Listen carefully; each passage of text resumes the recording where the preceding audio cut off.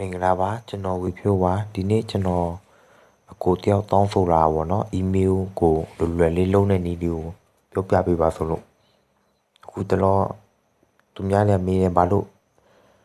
မခိုးပြတော့လဲဘာလို့ဗီဒီယိုမလုပ်ဖြစ်တာလဲဆိုတော့အကြောင်းတက်နေရလို့ပါနော်တောင်းမှန်ပါတယ်တောင်းပြီးတော့အကုန်လုံးလုပ်ပြီးမှနော်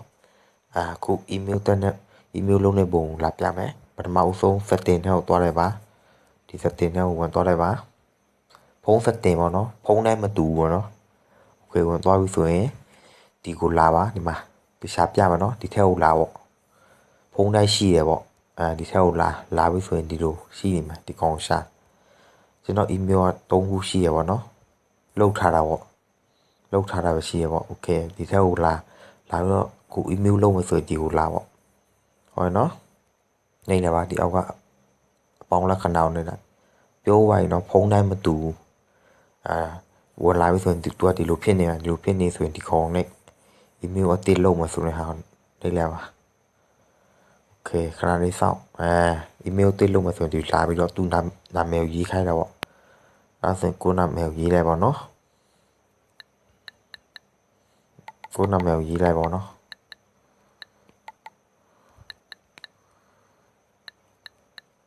ဖြိုးပေါ့โอเค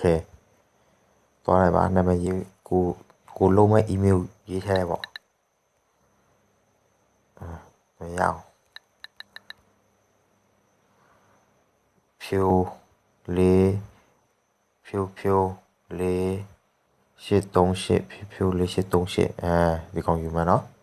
ကျွန်တော်လုံးပြတာပဲရှိရပါတော့သူရွေးခိုင်းတယ်ဒါကိုသုံးမှာဖြိုးလေး838ထပ်တော့ပါ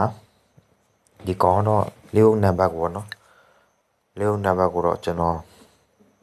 လေးပဲလောက်တော့မှာနော်385နှစ်ဟောနော်နှစ်ခါ385နှစ်ဟောနော်နှစ်ခါတော့မှာ385နှစ်85နှစ်โอเคနော်သူပေါ်လာမယ်ဆိုသူပြောတော့မရဘူးโอเคကိစ္စမရှိဘူး385နှစ်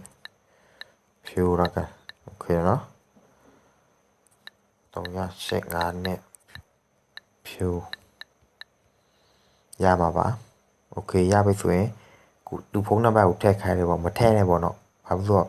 ကိုကအများကြီး email လုပ်လာပေါ့ဖုန်းနံပါတ်ထည့်ရမလို့အဲ့ဒါဆိုရင်ဒီကောင်နှိပ်ပါထပ်နှိပ်ပါ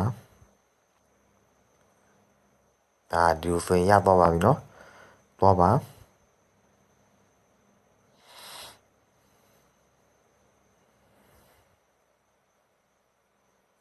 โอเค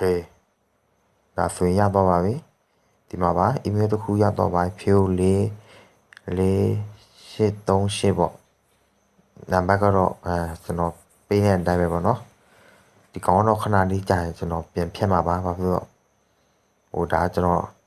အစမ်းလုပ်ပြတာပဲရှိရပေါ့နော်ဖြတ်မှာပါโอเคလုပ်ပုံလုပ်နေရတော့အလောက်ပါပဲဘာမှတော့သိမရှိပါဘူးနော်ကျေးဇူးတင်ပါတယ်ကျွန်တော်အားပေးနေသူအားပေးပါအခုဒီထဲမှာပေါ့နော်